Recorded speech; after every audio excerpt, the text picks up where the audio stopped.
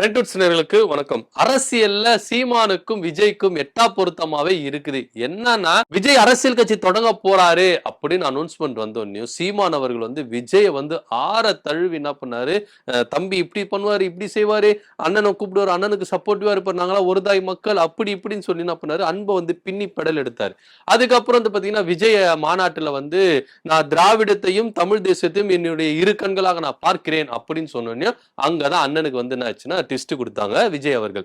என்ன அப்படின்னு பாத்தீங்கன்னா, அது எப்படிங்க திராவிடத்தையும் தமிழ் தேசியம் ஒன்னா வைக்க முடியும்? நான் இங்க வேறுபடுறேன், எனக்கு திராவிடமே வேண்டாம், தமிழ் தேசியம் மட்டும் தான் வேணும். ஆனா விஜயோட கொள்கை திராவிடமும் தமிழ் தேசியம் ஒன்னா வைக்கிறாரு, எனக்கு அதுல உடன்பாடு இல்ல.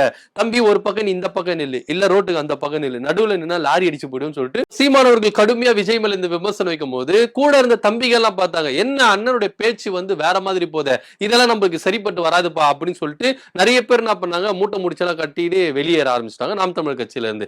அதுக்கப்புறம் அண்ணன் ரொம்ப சோர்ந்து போனாரு. அதுக்கப்புறம் அண்ணனுக்கு அடி மேல அடி, ஈழத்தை பத்தி பேசியா இருக்கட்டும், இல்ல பிரபாகரனை பத்தி பேசியா இருக்கட்டும், இல்ல பெரியாரை பற்றி பேசியா இருக்கட்டும், அடி மேல அடி அண்ணனுக்கு விழுந்தது.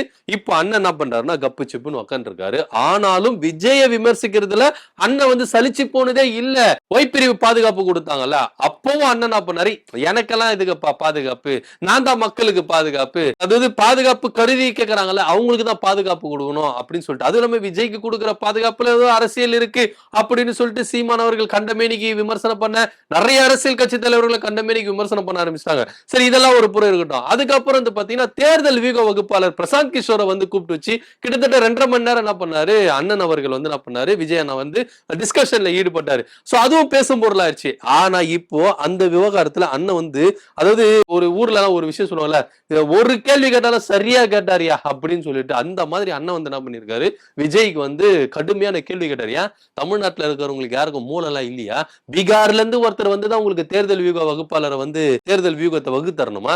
தமிழ்நாட்டுல இருக்கிறவங்களுக்கு யாருக்கும் மூலம் இல்லையா அப்படின்ற மாதிரி அண்ணன் என்ன பண்ணாரு, கேள்வி கேட்டிருக்காரு. ஆனா இருந்தாலும் இந்த விஷயத்தை கொஞ்சம் யோசிக்கணும். ஏன்னா அண்ணன் தமிழ் தேசியம் தமிழ்நாடு அப்படி இப்படின்னு பேசுறாரு.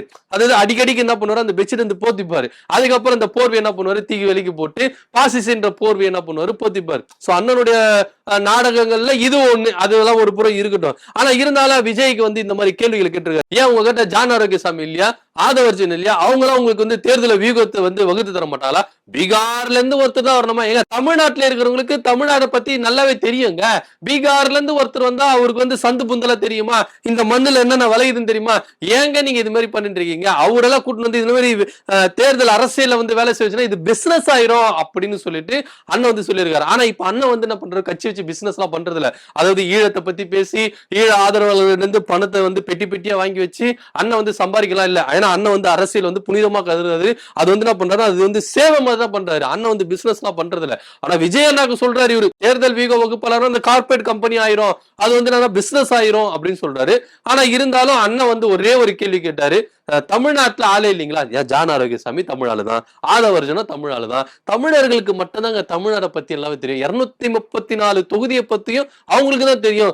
அவங்க பீகார்ல இருந்து வருவானா போனா இதை பண்ணு அதை செய் இதை பண்ணு இப்படி ஸ்கெட்ச் போட்டு குத்துருவாங்க. கிரவுண்ட் லெவல்ல இறங்கி வேலை செய்யறதுலாம் நம்புறாங்க. எதுக்குங்க அவங்க ஆதவர்ஜனா ஜான் ஆரோக்கியசாமி எல்லாம் உங்களுக்கு அது மாதிரி கொடுக்க போறாங்க எதுக்கு அப்படின்னு சொல்லிட்டு என்ன பண்ணிருக்காரு, விஜய் விமர்சிச்சிருக்காரு. அதுவும் இல்லாம கட்சியை தொடங்கி மக்களுக்குன்னு சேவை செய்ய வரவங்களுக்கு தான் இதெல்லாம், எனக்கெல்லாம் அதெல்லாம் தேவையில்லை. நாங்க யாரு எந்த வீக வகுப்பாளரும் நாங்க வச்சு என்ன பண்ணல, வேலை செய்யல, எலெக்ஷன்ல நிக்கல, மக்கள் ஆதரவு எங்களுக்கு இருக்கு, மக்கள் சப்போர்ட் எங்களுக்கு இருக்கு, அவங்க ஓட்டு எங்களுக்கு போதும். தேர்தல் வீக வகுப்பாளர் வந்துதான் எங்களுக்கு ஓட் பேங்க் வாங்கி தரணும்னா 8% ஓட்டு நாங்க எப்படி வாங்கணும்?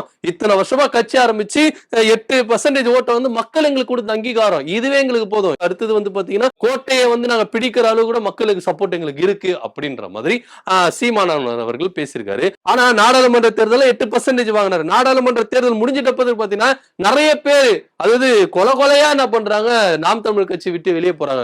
ஆனா இப்ப அண்ணனுக்கு எத்தனை % ஓட்டு இருக்கு அப்படின்றது தெரியல. 2026 தெரிஞ்சிடும் அண்ணனுக்கு எத்தனை % ஓட்டு இருக்கு. ஏன்னா இந்த இடைத்தேர்தல நின்று அதிமுக நிக்கல, பாஜக நிக்கல, அந்த மாதிரி ஓட்டுகள் அவர்களுக்கு போறதுக்கான வாய்ப்பு உண்டு. ஆனா இப்ப 2026 ஆளாளுக்கு தனித்தனியா நிக்க போறாங்க. அப்ப அண்ணனுடைய ஓட்டு எப்படி சதற போகுது அப்படின்றதுல எத்தனை % ஓட்டு வாங்க போறாரு அப்படின்றதுதான் நிறைய பேர் கேள்வியா இருக்கு.